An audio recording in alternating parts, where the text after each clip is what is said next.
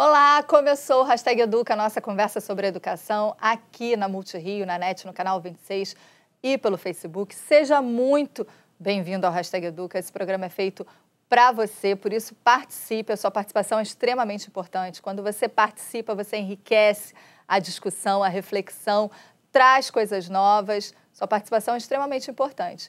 E você participa com a gente através das postagens no nosso Facebook, se você estiver acompanhando a gente aí pelo Facebook, né? Enviando seus comentários, tirando as suas dúvidas, contando a sua experiência. Ou, se você preferir, estiver acompanhando o hashtag pelo conforto de uma tela maior aí pela televisão, ó, a gente tem o nosso número do WhatsApp. Vem para cá que a gente traz a sua questão ao vivo aqui para o estúdio, viu? E olha, o tema de hoje não podia ser, eu acho que, mais sensível a nós brasileiros que adoramos um tempinho ao sol, né? Quem não gosta de um solzinho, pode ser no Rio, pode ser na praia, pode ser no campo, onde quer que seja, principalmente nesse momento de férias de verão. Mas olha só, num país tropical como o nosso, com um território tão grande, né, continental, com sol o ano inteiro em todas as regiões, a preocupação com a exposição aos raios solares, ela deve ser constante. Tomamos sol enquanto nós vamos para o trabalho, para a escola e até mesmo nos dias nublados. E muitas vezes nós não nos damos conta do impacto desses raios, dessa radiação solar na nossa pele, no nosso organismo, no nosso dia a dia. Com a chegada das férias de verão, o cuidado deve ser redobrado. Mas, por exemplo, qual é a relação do aumento no buraco da camada de ozônio, dos gases de efeito estufa, enfim, qual é a relação do clima com essa incidência desses raios, né, enfim, na nossa vida, no nosso dia a dia? Que danos esses raios podem provocar e se eles trazem benefícios também? É bom quando a gente conhece, né, essa situação da natureza, como que ela influencia e o que a gente pode fazer para se proteger. E mais ainda, quais são os tabus e as novidades quando a gente pensa em tratamento e em câncer de pele? Quem conversa conosco sobre esse tema é o médico Dolival Lobão Veras Filho, chefe da dermatologia do Instituto Nacional do Câncer aqui no Rio de Janeiro. Seja muito bem-vindo, doutor. Muito obrigada. E o astrônomo da Fundação Planetária da cidade do Rio de Janeiro, Luiz Guilherme Aum. Muito obrigada por ter vindo também ao Hashtag Educa, viu? E você vem para cá, participe, que eu acho que hoje a gente tem um monte de dúvida para tirar e, enfim, papo para discutir. E uma das coisas que eu queria começar falando é exatamente isso. A gente está exposto ao sol no dia a dia, num país como o Brasil, né? Sol é uma constante nossa. A gente ouve falar, raios ultravioleta, mas como é que isso funciona? A maior fonte de energia, se a gente pensar em radiação, para a Terra é o Sol. E não tem como escapar, né? Ainda mais no trópico que a gente está. Como é que isso funciona, Luiz? O Sol, na verdade, é uma grande usina de energia, né? E ele, para se manter brilhando, né, manter estável, ele tem que produzir energia para poder contrabalançar o peso dele. Então, é uma guerra. Ele produz energia e o peso tentando contrair ele. Então, com essa produção de energia que é muito grande, ele libera esses raios, né, solares para o espaço e chegam até a Terra. Só que ele não libera só a luz visível que a gente está acostumado, né? Ele libera desde ondas de rádio, micro-ondas, ultravioleta, raios gama, raio-x, tudo isso, infravermelho, e chega aqui à Terra. A Terra tem uma particularidade, que ela tem uma atmosfera que nos protege disso. Então, grande parte dessa energia que chega do Sol é barrada pela atmosfera, não chega até aqui, mas uma grande parte também passa, né? E aí, dentre essas energias que passam, a gente tem o ultravioleta, que é um comprimento de onda, ou seja, a energia vem em ondas e elas têm tamanhos diferentes. E o comprimento de onda do ultravioleta é menor e ele consegue passar pela atmosfera. O único impedimento da ultravioleta seria a camada de ozônio, que protege a gente disso. Eu estava lendo, a gente tem até aí um vídeo da NASA que a gente vai colocar já, mas eu estava lendo que uma das principais preocupações dos astrônomos, de uma maneira em geral, quem trabalha com meteorologia, com clima, é exatamente o aquecimento global e esse aumento no buraco da camada de ozônio, que eles já começam a ver uma expansão principalmente no hemisfério sul, quando acaba o inverno, ou seja, a gente está agora, né? Talvez por isso tenha os picos de emissão ultravioleta que a gente vê muitas vezes durante o verão. Os telejornais, de uma maneira geral, falam, né? Olha, hoje a gente está com uma incidência maior de ultravioleta. Como é que isso funciona? Porque o aquecimento global, de certa forma, ele influencia porque você está eliminando regiões da Terra que, por exemplo, poderiam refletir mais a radiação, como o gelo, né? Ele é uma parte branca, ele reflete mais e aí consegue levar embora certa quantidade de energia. Tipo um rebatedor natural, exatamente, né? E, além disso, a gente tem como um subproduto, né, das indústrias do consumo nosso mesmo, o CO2, né, que são liberados pelos carros, os automóveis, etc., os clorofluorcarbonetos, né, que eles são os CFCs, né, que eles acabam interagindo e destruindo a camada de ozônio. Então, tudo isso vai fazendo com que há um aquecimento da Terra, vai diminuindo o poder de troca de energia do que está aqui na Terra, que recebe do Sol, para depois mandar para o espaço, né, de volta para o espaço, ou seja, vai aquecendo, e esses gases que estão interferindo e destruindo a camada de ozônio, né, que bloqueiam os raios ultravioletas. Ou seja, essa destruição tira o nosso protetor solar natural do planeta. Exatamente. Né? Vamos dar uma olhada no vídeo aí que a NASA tem?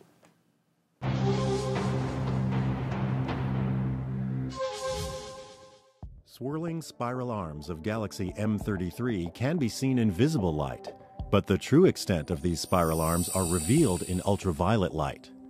Just as a dog can hear a whistle just outside the range of human hearing, bugs can see light just outside the range our eyes can see. A bug zapper emits this ultraviolet light to attract insects. Johann Ritter conducted an experiment in 1801 to find out what, if any, electromagnetic waves are beyond violet. Ritter knew that photographic paper would turn black more rapidly in blue light than in red light. So he tried exposing the paper beyond the violet end of the visible spectrum.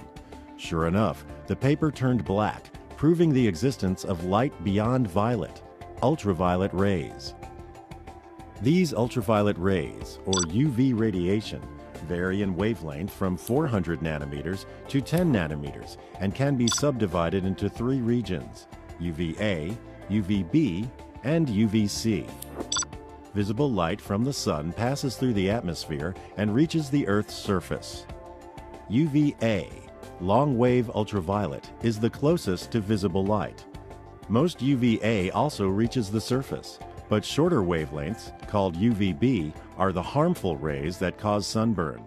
Fortunately, about 95% of these harmful UVB rays are absorbed by ozone in the Earth's atmosphere.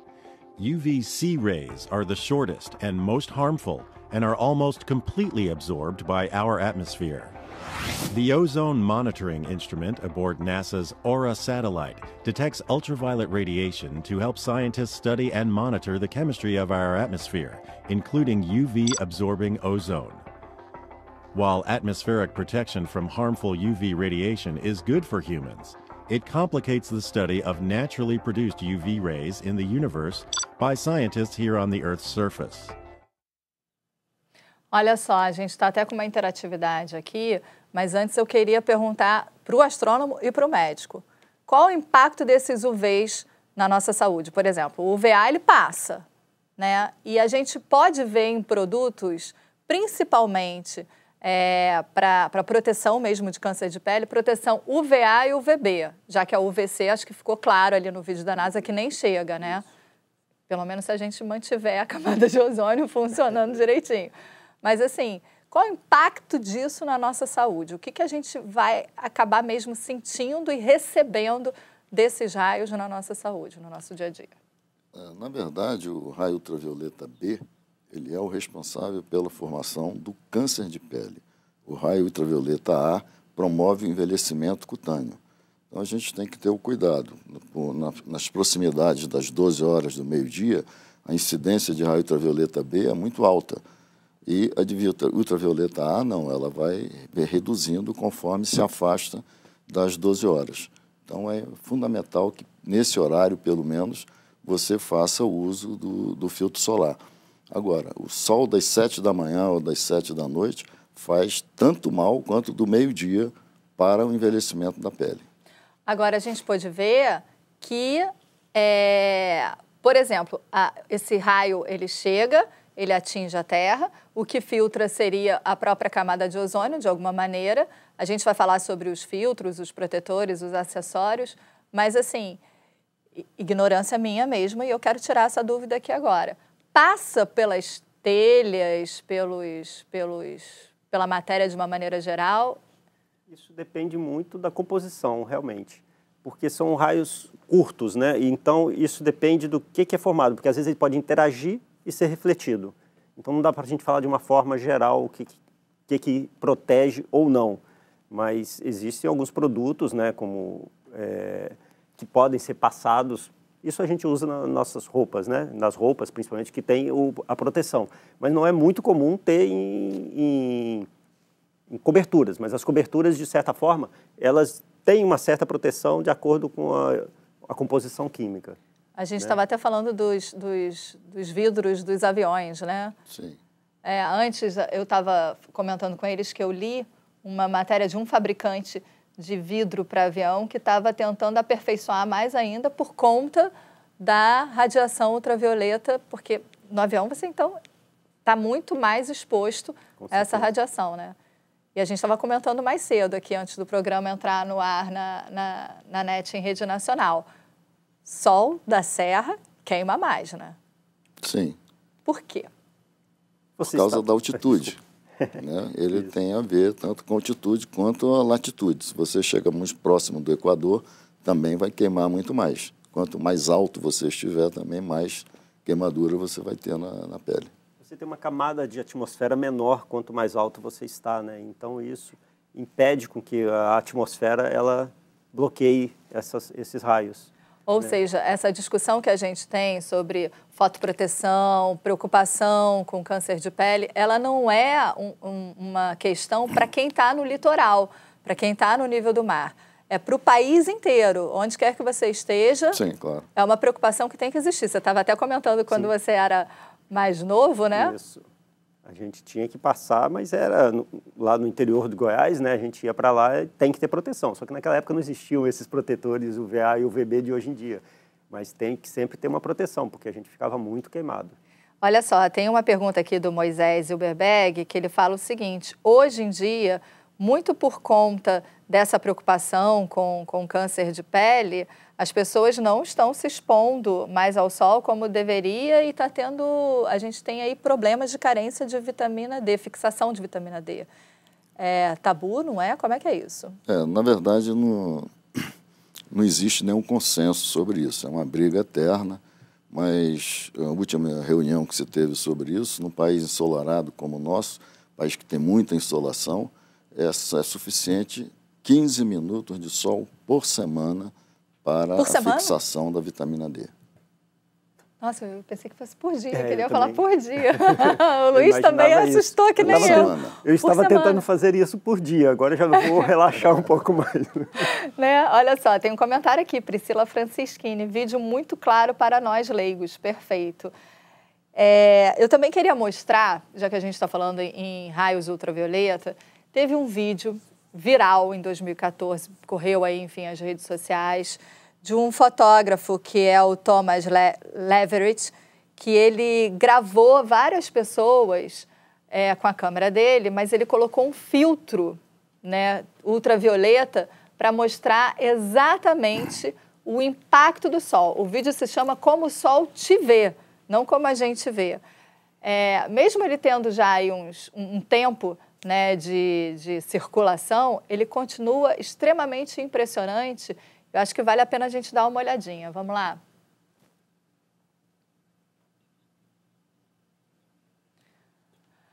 A gente pode ver ali a menina, né, branquinha, só tem um sinal. Quando ela entra no filtro, a gente consegue ver a pigmentação concentrada, né, da onde ela tem, tipo uma conta bancária. A gente pode falar isso, doutor Lobão? É como se a pele fosse um banco? São as ceratoses actínicas, né? O dano provocado pelo sol constante. as pessoas se assustam, né? Esse dano é cumulativo, né? Cumulativo. Não retrocede? Não retrocede? Sem medicação, não. Que medicação para retroceder? Como é que é feito esse processo? Existem hoje determinados cremes que a gente consegue destruir essas lesões. A gente consegue ver no vídeo que as pessoas se assustam de ter essa pigmentação na orelha, por exemplo, né, que é onde a gente não cuida, bebezinho, no dia a dia.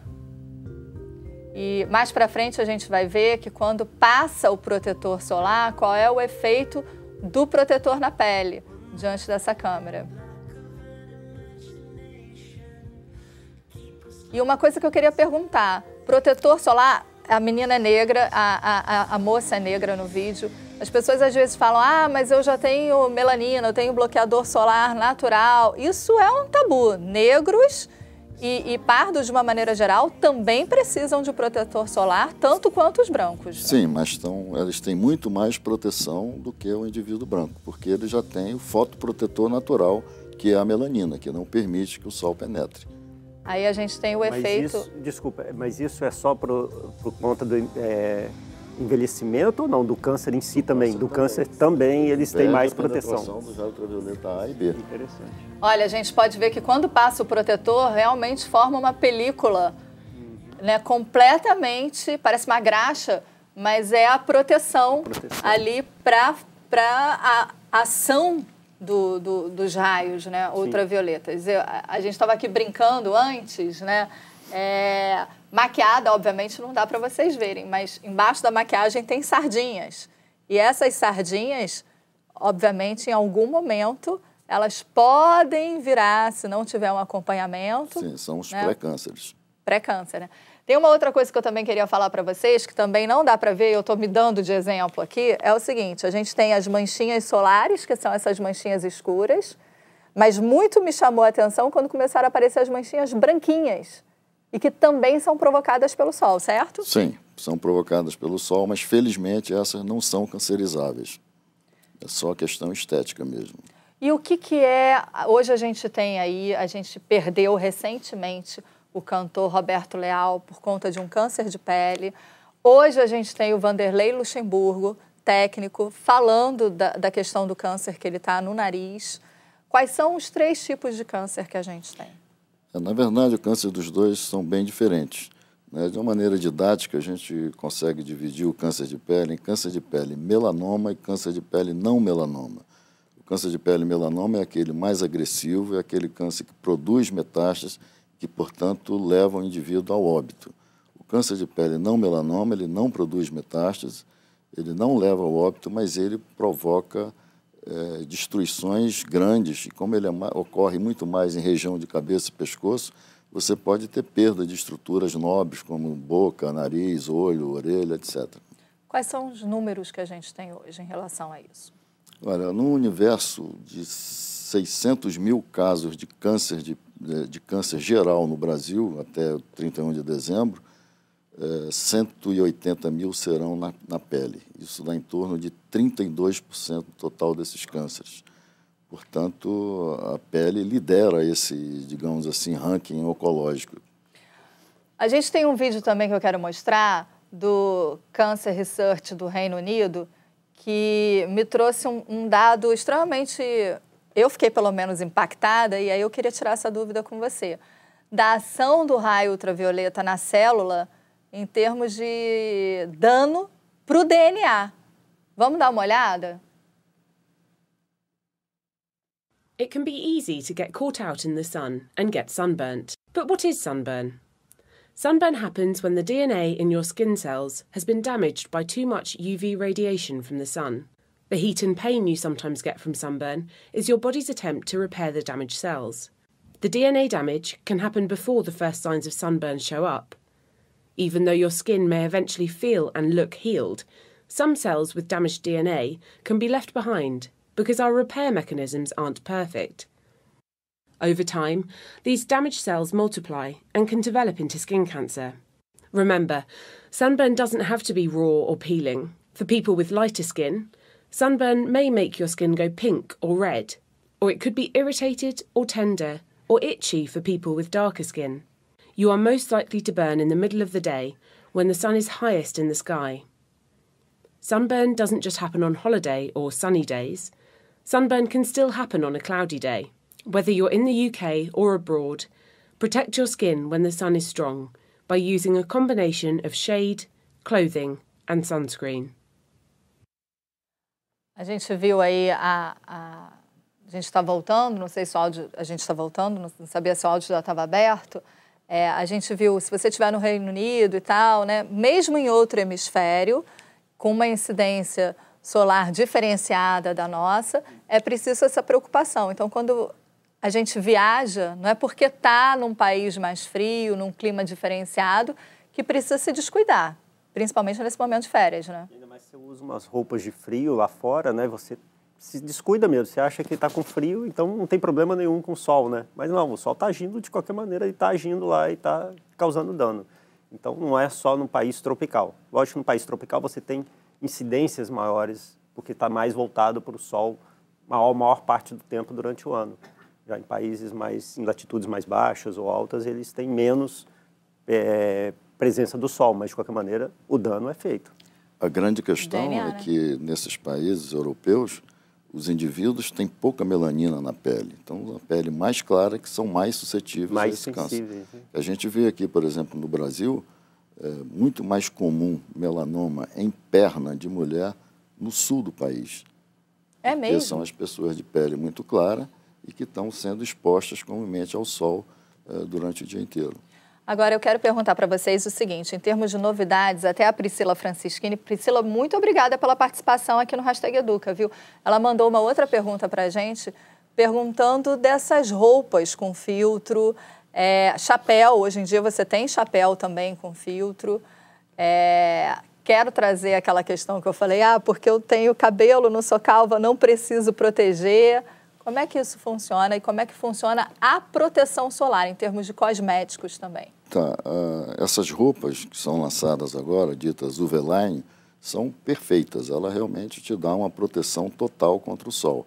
Mas a gente não pode esquecer que existem regiões que não estão cobertas pela roupa, como o rosto, onde é mais comum o câncer de pele. Daí a importância de você fazer uso do fotoprotetor em creme. Os chapéus também são bastante importantes para que... E a gente chama a atenção aqui também de um óculos de sol com proteção UV, um óculos de boa qualidade. Não tem nada a ver com câncer, mas tem a ver com catarata. Todos nós, se chegarmos a 80 anos, vamos ter catarata. E se a gente puder retardar isso, melhor.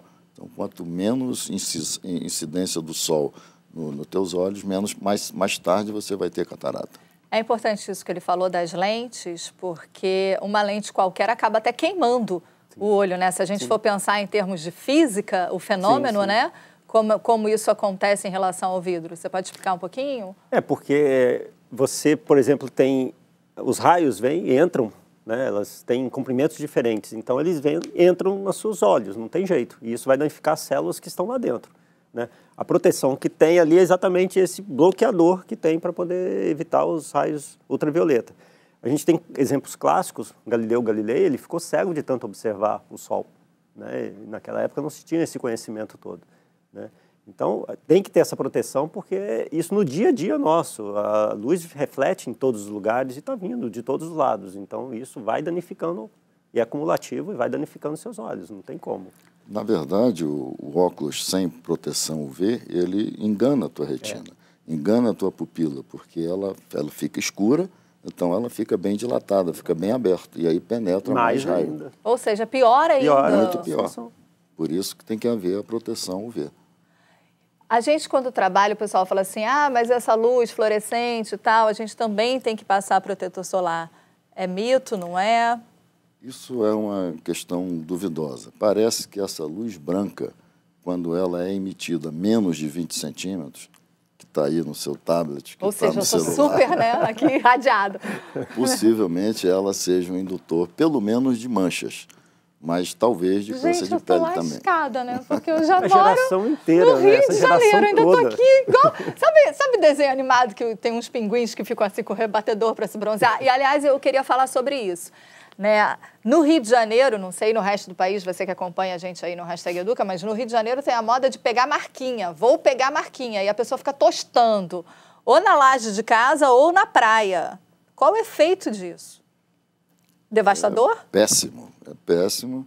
Mas a propósito disso, eu queria chamar a atenção aqui, que a gente tem até que falar bem dos nossos legisladores, um momentinho pelo menos, que o Brasil hoje é o único país do mundo onde as câmeras de bronzeamento são proibidas. Isso desde 2009, a Anvisa proibiu isso, e vários países do mundo tentam nos copiar, mas não conseguem, como a Austrália, como os Estados Unidos, que são campeões de câncer de pele. Nos Estados Unidos, por exemplo, hoje se faz 1 milhão de sessões de bronzeamento por dia. Cada sessão dessa custa em torno de $30. Então, é muito dinheiro e muita gente envolvida nisso para que você possa proibir a existência dessas câmeras. Nós aqui, felizmente, teoricamente, estamos livres delas. Hoje é questão de polícia. Eu queria perguntar para vocês uma coisa, e acho que o Luiz até vai pegar a dica aí. Geralmente, a gente escuta homem assim, não, passei protetor solar, passei margem na tatuagem, que eu sei que não pode queimar, e pum, para a exposição. Essa história de dizer que tem pelo, tem cabelo e está com a pele curtida do sol, para homem isso não funciona. Não, você tem uma proteção, alguma proteção tem, o pelo protege alguma coisa, mas evidentemente que não protege totalmente, né? Porque ele não cobre toda a superfície da pele. Daí a importância do filtro. Todo mundo tem que usar filtro. Tem essa de ser homem, mulher, tem que fazer uso dele, sim. Agora a gente está entrando no Dezembro Laranja. Eu queria falar um pouquinho sobre que atividades e que campanha que vocês, dermatologistas, quais são os alertas que vocês estão fazendo durante esse período. Que atividades a gente, por exemplo, vai ter no INCA. E a gente vai colocar aqui nas postagens, viu, do #Educa, toda uma programação para você procurar já a partir desse sábado na campanha com a Sociedade Brasileira de Dermatologia.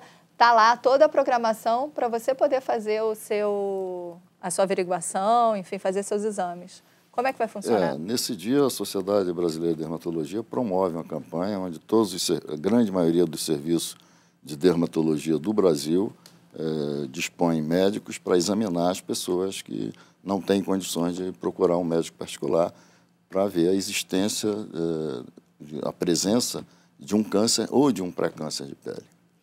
A gente ainda tem um rabicho de tempo de programa e isso para mim é importante.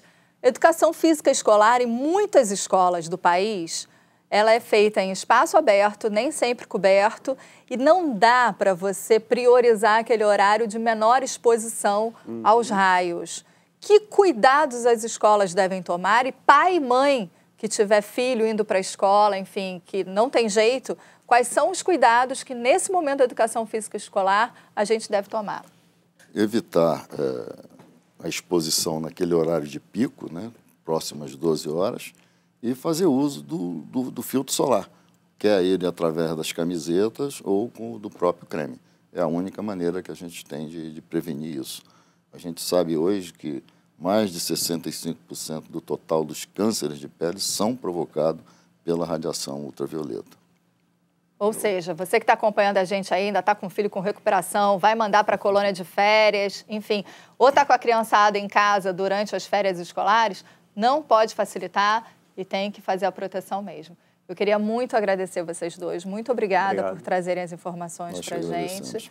E voltem quando quiserem, viu? Obrigado. E você que acompanhou a gente já sabe, tem mais assuntos sobre isso, mais informação nas nossas postagens no Facebook, nas nossas redes sociais e no portal da Multirio. Passa lá. E eu te vejo no próximo #Educa. Até lá. Tchau.